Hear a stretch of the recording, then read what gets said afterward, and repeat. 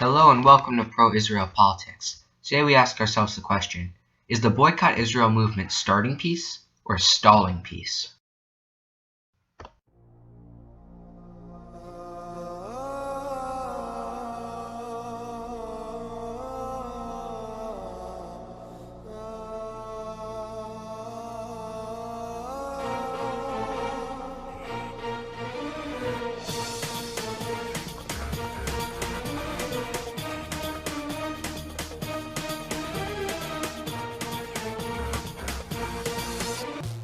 I'm your beauty, you're my beast.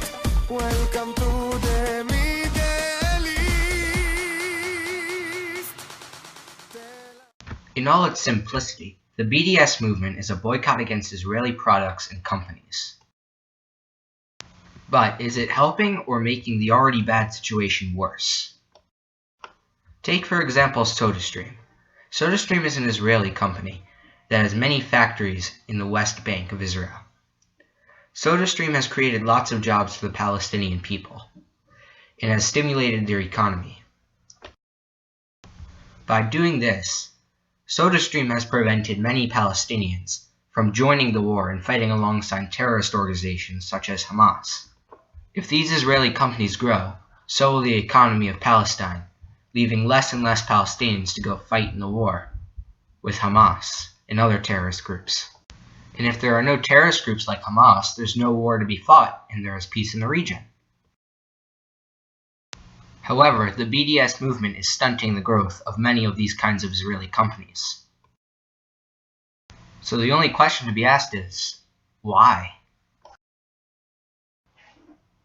In the early 2000s, Hamas gripped more influence over the Palestinians. This caused the Second Intifada. The Second Intifada was a series of terrorist attacks launched against Israeli civilians. The Israeli government was forced to build a wall around Palestine to keep terrorists out of Israel. Many followers of the BDS movement compare this to the South African apartheid.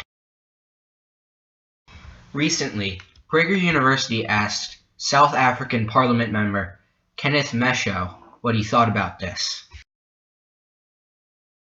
There is a widespread allegation, really a slander, that Israel is an apartheid state. That notion is simply wrong. It is inaccurate and it is malicious. And it will not help to promote peace and harmony in the Middle East. Its only purpose is to demonize Israel and to isolate her in an attempt to delegitimize Israel's existence.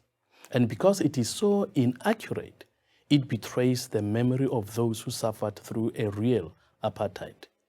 As a black South African who was born under apartheid in the administrative capital of South Africa, Pretoria, I know what apartheid is. I've experienced it. My parents experienced it. But having been to Israel on a number of occasions, I know that nothing is happening in that country that I've either seen or read that can be compared to apartheid in South Africa. Let's remember the major reason Nelson Mandela went to prison, why he was involved with the armed struggle. He was fighting for the right to vote, for the right to choose the leaders who believes in, for the right to move and travel freely, to live wherever one wants, to be educated, and to be admitted to the hospital or medical facility of your choice. All these things Mandela fought for because black people never enjoyed any of them in their very own country. For example, when I had to see a white doctor who was prepared to have black patients, I would have to go to a back room, a specially segregated room where black patients of white doctors went, who could never enter through the same door that was used by white people. Now compare that to Israel. A few years ago, a black pastor friend of mine went to Israel where he had an accident and had to be hospitalized. When he came back to South Africa, he said to as many people as he could that the people who are talking about apartheid in Israel are talking nonsense. When I was in that hospital in Israel, he tells people, on my right was sleeping a Jew, and on my left was a Palestinian Muslim. And in between that Palestinian Muslim and that Jew was this black South African. In private, the Palestinians he was with in the hospital said to him, this Israel is an apartheid state thing, is what politicians are saying. It is not what we are experiencing on the ground. We all need to recognize that those who say that what is happening in Israel is like apartheid South Africa are minimizing the suffering that black South Africans endured. They are taking the sting out of the pain that we suffered in South Africa. If South African apartheid was what people are seeing in Israel, there would never have been any need for an armed struggle. There would never have been any need for Nelson Mandela to go to prison because he would have all the rights Arabs in Israel have. There are judges in the Israel courts who are not Jewish in apartheid South Africa. You could never have had something like that. You have teachers who are not Jewish who are teaching Jewish children. These non-Jews in Israel have everything that we non-whites in apartheid South Africa never shared with white South Africans. Most South Africans know this. They know that to call Israel an apartheid state is false, that what we suffered in South Africa is not being suffered by anybody in Israel. But to those South Africans who believe these falsehoods about Israel, we say, go to Israel, go and see for yourself. Tell us where you see Palestinians having to endure what we endured during apartheid.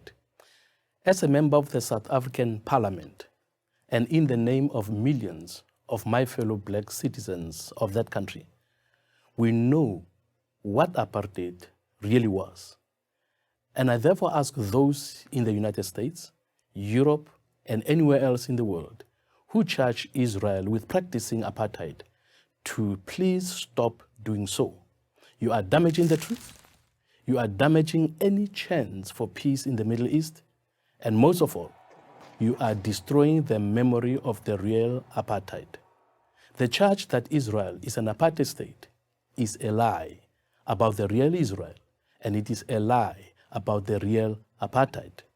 I am Kenneth Mishwe, a member of the South African Parliament for Prager University.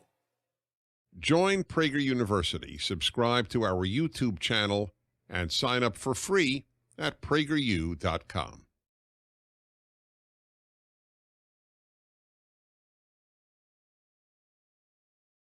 Welcome to